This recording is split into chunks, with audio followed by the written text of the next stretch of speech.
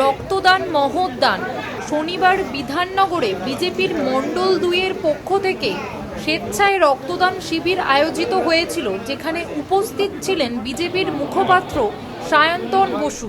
কিন্তু যারা আজকে রক্তদান করলেন, মানুষের প্রয়োজনের জন্য রক্ত দিলেন,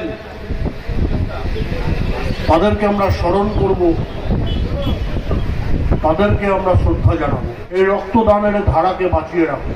আমাদের এখানকার যিনি বিধায়ক আছেন এবং স্বাস্থ্যমন্ত্রী মাননীয় ডাক্তার শরৎপদ মুখোপাধ্যায়, তিনি একটি কথা বলেছেন। তিনি সবাইকে আহ্বান করেছেন যে সরকারি ব্লাড ব্যাংকগুলোকে ডাকার জন্য, তাদেরকে ব্লাড দেওয়ার জন্য। বিধাননগরের সরকারি হাসপাতালকে একটা মডেল সরকারি হাসপাতাল বানানোর প্রচেষ্টা ভারতীয় জনতা পার্টির পশ্চিমবঙ্গ সরকার করবে এবং আমরা যারা বিজেপির কর্মী কার্যকর্তা আছি, তারা এই হাসপাতালকে একটা মডেল হাসপাতাল হিসেবে তৈরি করার জন্য এখন থেকে সচেষ্ট হব।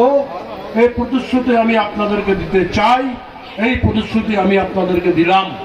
ভারতীয় জনতা পার্টি তারা সেবা কর্মে বিশ্বাস করে।